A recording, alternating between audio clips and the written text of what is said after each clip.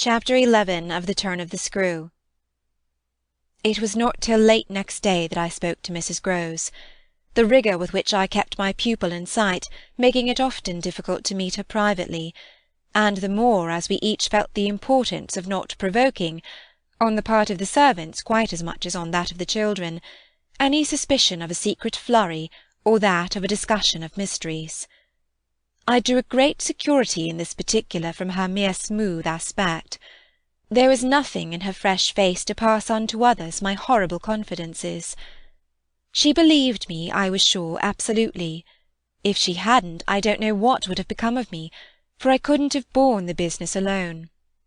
But she was a magnificent monument to the blessing of a want of imagination, and if she could see in our little charges nothing but their beauty and amiability, their happiness and cleverness, she had no direct communication with the sources of my trouble. If they had been at all visibly blighted or battered, she would doubtless have grown, on tracing it back, haggard enough to match them. As matters stood, however, I could feel her, when she surveyed them, with her large white arms folded, and the habit of serenity in all her look, thank the Lord's mercy that if they were ruined, the pieces would still serve. Flights of fancy gave place in her mind to a steady fireside glow, and I had already begun to perceive how, with the development of the conviction that, as time went on without a public accident, our young things could, after all, look out for themselves, she addressed her greatest solicitude to the sad case presented by their instructress. That, for myself, was a sound simplification.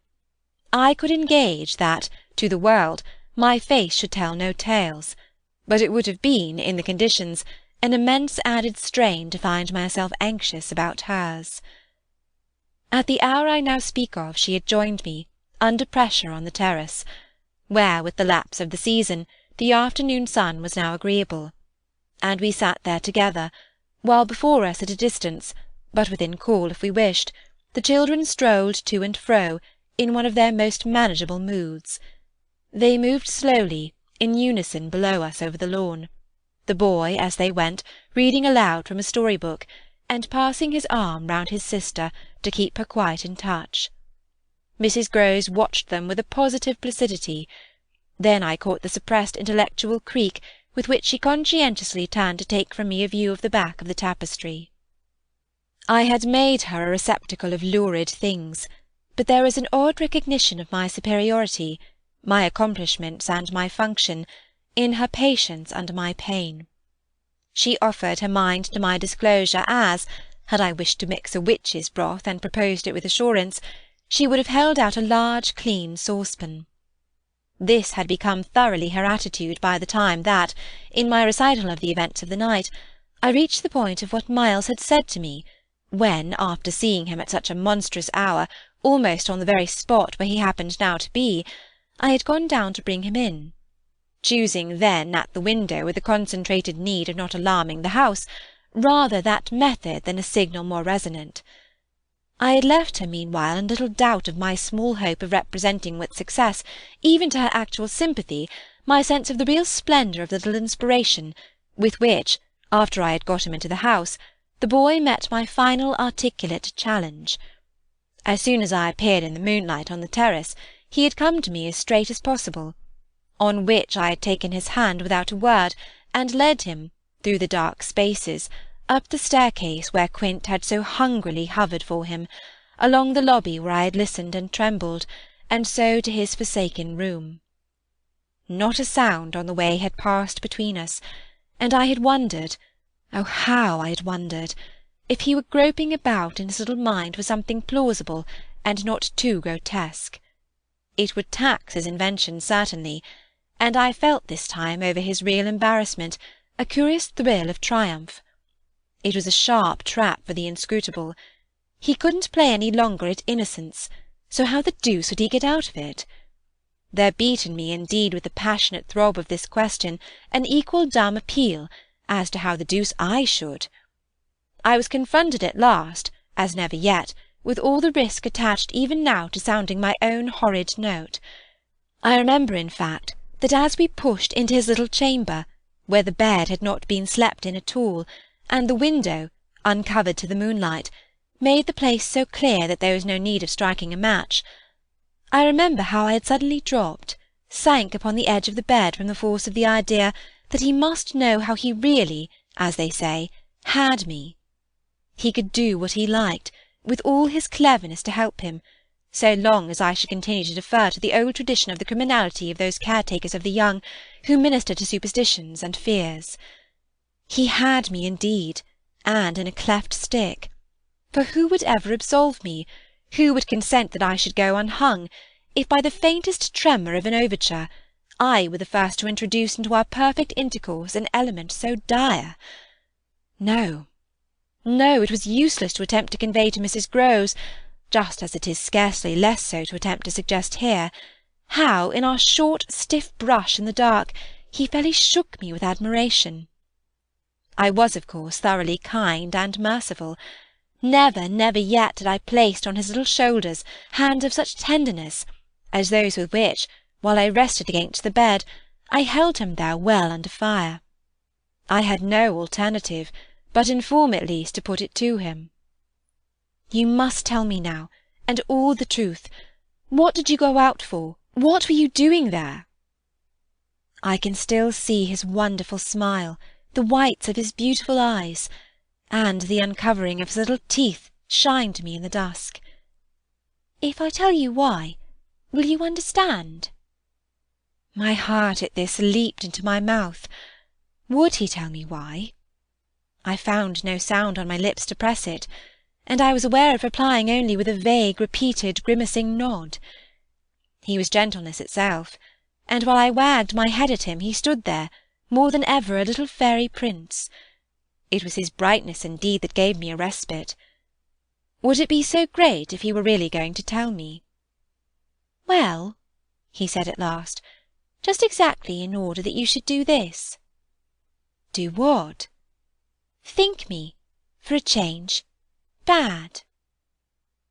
I shall never forget the sweetness and gaiety with which he brought out the word, nor how, on top of it, he bent forward and kissed me. It was practically the end of everything. I met his kiss, and I had to make, while I folded him for a minute in my arms, the most stupendous effort not to cry. He had given exactly the account of himself that permitted least of my going behind it, and it was only with the effect of confirming my acceptance of it that as I presently glanced about the room I could say, "Then you didn't undress at all?" He fairly glittered in the gloom. "Not at all. I sat up and read." "And when did you go down?" "At midnight. When I'm bad, I am bad." I see. It's charming. But how could you be sure I would know it?" "Oh, I arranged that with Flora." His answers rang out with a readiness. "She was to get up and look out." "Which is what she did do." "It was I who fell into the trap." "So she disturbed you. And to see what she was looking at, you also looked. You saw." "While you," I concurred, "caught your death in the night air."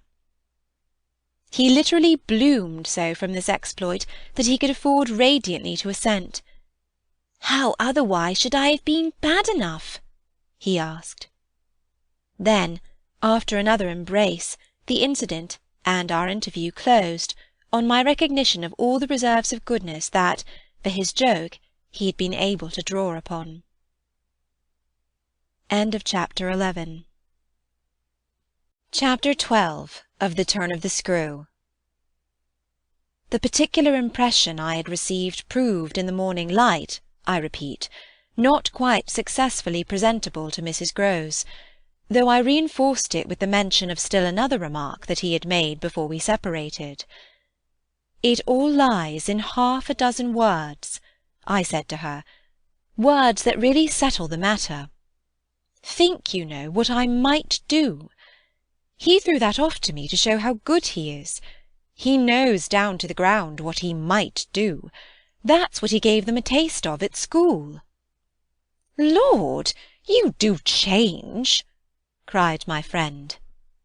"I don't change. I simply make it out. The four, depend upon it, perpetually meet.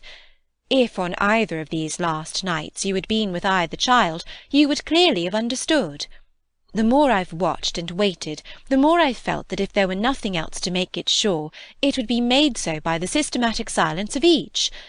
Never by a slip of the tongue have they so much as alluded to either of their old friends, any more than Miles has alluded to his expulsion. Oh yes, we may sit here and look at them, and they may show off to us there to our fill. But even while they pretend to be lost in their fairy tales, they're steeped in their vision of the dead restored. He's not reading to her, I declared. They're talking of them. They're talking horrors. I go on, I know, as if I were crazy, and it's a wonder I'm not. What I've seen would have made you so, but it has only made me more lucid, made me get hold of still other things. My lucidity must have seemed awful, but the charming creatures who were victims of it, passing and repassing in their interlocked sweetness, gave my colleague something to hold on by, and I felt how tight she held as, without stirring in the breath of my passion, she covered them still with her eyes. "Of what other things have you got hold?" "Why, of the very things that have delighted, fascinated, and yet at bottom, as I now so strangely see, mystified and troubled me. They're more than earthly beauty, they're absolutely unnatural goodness. It's a game," I went on. "It's a policy and a fraud." "On the part of little darlings? As yet mere lovely babies, yes, mad as that seems." The very act of bringing it out really helped me to trace it, follow it all up and piece it all together. "They haven't been good, they've only been absent. It has been easy to live with them because they're simply leading a life of their own. They're not mine, they're not ours, they're his and they're hers." "Quince, and that woman's?" "Quince and that woman's. They want to get to them." Oh, how at this poor Mrs. Grose appeared to study them. "But for what?" "For the love of all the evil that in those dreadful days the pair put into them. And to ply them with that evil still, to keep up the work of demons, is what brings the others back." "Laws!" said my friend under her breath. The exclamation was homely, but it revealed a real acceptance of my further proof of what, in the bad time, for there had been a worse even than this, must have occurred. There could have been no such justification for me as the plain assent of her experience to whatever depth of depravity I found credible in our brace of scoundrels. It was in obvious submission of memory that she brought out after a moment. "They were rascals, but what can they do now?" she pursued. "Do?" I echoed so loud that Miles and Flora, as they passed at their distance, paused an instant in their walk and looked at us. "Don't they do enough?" I demanded in a lower tone, while the children, having smiled and nodded and kissed hands to us, resumed their exhibition. We were held by it a minute, then I answered, "They can destroy them." At this my companion did turn, but the inquiry she launched was a silent one, the effect of which was to make me more explicit. "They don't know as yet quite how, but they're trying hard. They've seen only across, as it were, and beyond, in strange places and on high places, the tops of towers, the roof of houses, the outside of windows, the further edge of pools. But there's a deep design on either side to shorten the distance and overcome the obstacle, and the success of the tempters is only a question of time. They've only to keep to their suggestions of danger." "For the children to come?" "And perish in the attempt." Mrs. Grose slowly got up, and I scrupulously added, "Unless, of course, we can prevent." Standing there before me while I kept my seat, she visibly turned things over. "Their uncle must do the preventing. He must take them away." "And who's to make him?" She had been scanning the distance, but she now dropped on me a foolish face. "You, miss?" "By writing to him that his house is poisoned, and his little nephew and niece mad." "But if they are, miss?" And if I am myself, you mean, that's charming news to be sent him by a governess whose prime undertaking was to give him no worry. Mrs. Grose considered, following the children again. Yes, he do hate worry. That was the great reason. Why, those fiends took him in so long. No doubt, though his indifference must have been awful. As I'm not a fiend, at any rate, I shouldn't take him in. My companion, after an instant, and for all answer, sat down again and grasped my arm. Make him, at any rate, come to you. I stared. To me? I had a sudden fear of what she might do. Him? He ought to be here. He ought to help. I quickly rose, and I think I must have shown her a queerer face than ever yet. You see me asking him for a visit? No, with her eyes on my face she evidently couldn't. Instead of it, even, as a woman reads another, she could see what I myself saw, his derision, his amusement, his contempt for the breakdown of my resignation at being left alone, and for the fine machinery I had set in motion to attract his attention to my slighted charms. She didn't know, no one knew, how proud I had been to serve him and to stick to our terms, yet she none the less took the measure, I think, of the warning I now gave her.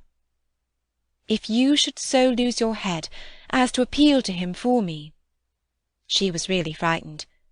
Yes, miss? I would leave, on the spot, both him and you. End of chapter 12.